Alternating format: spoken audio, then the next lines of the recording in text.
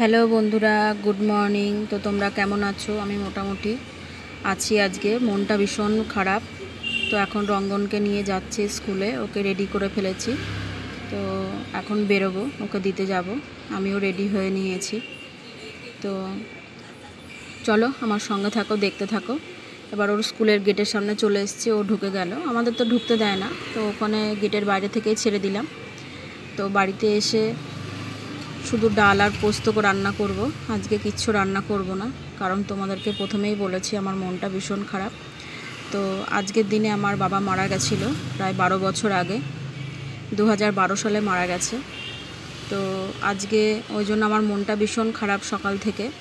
তো কিছুই রান্না করতে ভালো লাগছে না। তো এই রঙ্গনের বাবা বলে গেছে শুধু ডাল পোস্তই করে রেখো, তাই একটুখানি বিউলির ডাল আর একটু আলু পোস্ত করে রাখবো। আর রঙ্গন স্কুল থেকে আসলে ওকে নিয়ে আমি ওর মামার বাড়ি যাব, মার বাড়ি।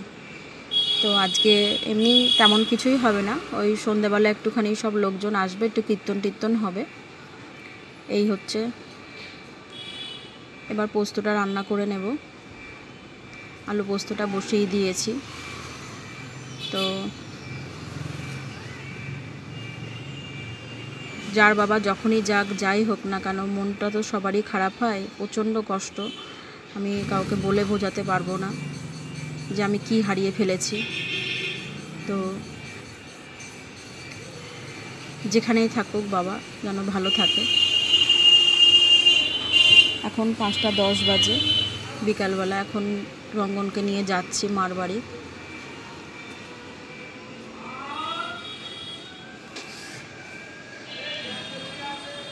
ওই যে আমার বাবার ছবি শোকেসের ওপরে। তো আমি ও বেলায় যেই জামাটা পরেছিলাম ওটা পরেই চলে যাচ্ছি, আর কিছু বার করলাম না, ভালো লাগছে না। তো এখন রঙ্গনকে নিয়ে বেরোবো, দেখি কোথায় কখন টোটোটা পায়। তো রাস্তায় হাঁটছি, রাস্তা তো প্রায় ফাঁকাই, খুব একটা ভিড় না। আর দেখি প্রচুর টোটো দাঁড় করিয়েছি, কেউ বলছে যাব না। অনেকটা হেঁটে প্রায় মোড়ের মাথায় গিয়ে তারপরে গিয়ে টোটো পেয়েছি। তো যাচ্ছি, রঙ্গনের স্কুলের সামনে দিয়ে নিয়ে যাবে টোটোওয়ালা। তো চলো বন্ধুরা আমার সঙ্গে থাকো, মার বাড়ি পৌঁছে তোমাদের সাথে দেখা হচ্ছে।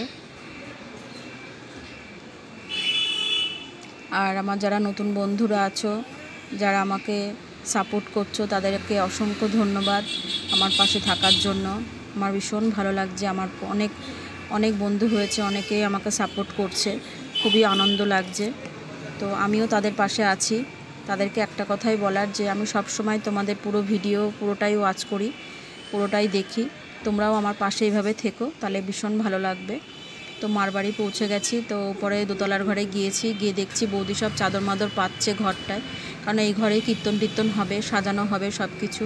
আর মা চুপ করে বসে আছে সোফার ওপরে। আর আমাদের বাড়িতে অনেক গাছ, বৌদি প্রচুর গাছ লাগায়, তোমাদের একটু দেখাই। ভীষণ ভালো লাগছে গাছ, মানে দুদিকে ছাদ আছে, এই একটা দিকের ছাদের গাছগুলো তোমাদের দেখালাম আজকে, তোমাদের সাথে শেয়ার করলাম। আর আমাদের বাড়ির পাশে একটা মাঠ আছে, মাঠটাও খুব সুন্দর। আর আমাদের বাড়িতে যে কলা গাছও আছে। আর প্রচুর গাছ, বৌদি ভীষণ যত্ন করে, সারাদিন প্রায় গাছের নিয়েই বৌদির যত্ন, খুব ভালো লাগে। আর গাছগুলো যখন ফুল ফুটে থাকে ভীষণ ভালো লাগে, বিভিন্ন ধরনের সব আছে। আর উঠোনেও প্রচুর গাছ আছে। এবার নিচে চলে যাব, তার আগে বাবার ছবিটাতে ভালো করে মালা টালা দিয়ে ইয়ে করে বৌদি সাজালো। তো একটু ছবি তুলে তোমাদের সাথে শেয়ার করছি।